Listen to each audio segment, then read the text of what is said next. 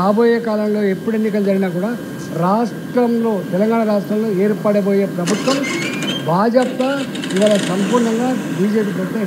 Sir, ఒక పార్టీని నమ్ముకున్న వ్యక్తులు ఇంకో పార్టీలో చేరడం ఏ విధంగా చూస్తారు? మరి పొజిషన్లో లేని వాళ్ళు చేయడం ఒక అంశం, కానీ యాంటీ డిఫెక్షన్లా ఉండిన తర్వాత రాజ్యసభ సభ్యులు కావచ్చు, లోకసభ సభ్యులు కావచ్చు, ఇవాళ లేదా ఎమ్మెల్యేలు కావచ్చు, ఎమ్మెల్సీలు కావచ్చు, యాంటీ డిఫెక్షన్ లా ఉండగా దాన్ని గుట్టదాఖలు చేస్తూ, దాన్ని అపహాస్యం చేస్తూ, అవహేళన చేస్తూ ఈ భాజపా కండకప్పుడే పద్ధతి మంచిది కాదు. కేసీఆర్ గారు గతంలో వారు కూడా చేసింది ఇదే పని, కానీ వారు 18 మంది ఎమ్మెల్యేలు ఉంటే 2/3 ఎమ్మెల్యేలు చేతికొచ్చేంత వరకు బయటికి తెలియలేదు. లోపల మాట్లాడుకున్నాడు, మాట ముచ్చట అయిపోయింది, కానీ వాళ్ళు ఎవరు జైలు కాలేదు. కానీ 12 మంది సంపూర్ణ వచ్చినంత చేయలేదు.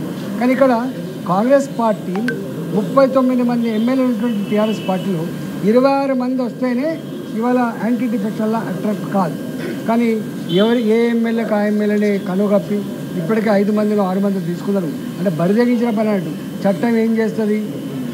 స్పీకర్ మా వాళ్ళే ఉన్నారు, మా స్పీకర్ ఉండగా మీ సభ్యత్వాలు పోవాలని మాట చెప్తున్నారు. ఇది మంచిది కాదు. డెఫినెట్గా చట్టం సుప్రీంకోర్టు ఉంటుంది, హైకోర్టు ఉంటుంది. ఈ బరిదగించి యాంటీ డిఫెక్షన్ లా ఉండగా కూడా ఇట్లాంటి చర్యలు చేపడితే చట్టం తప్పకుండా దాన్ని పని చేస్తానని విశ్వాసం ఉంది. ఈ పద్ధతి మంచిది కాదు. సార్, ఫైనల్గా తెలంగాణ బీజేపీ అధ్యక్షుల రేసులో మీరు ఉన్నారా?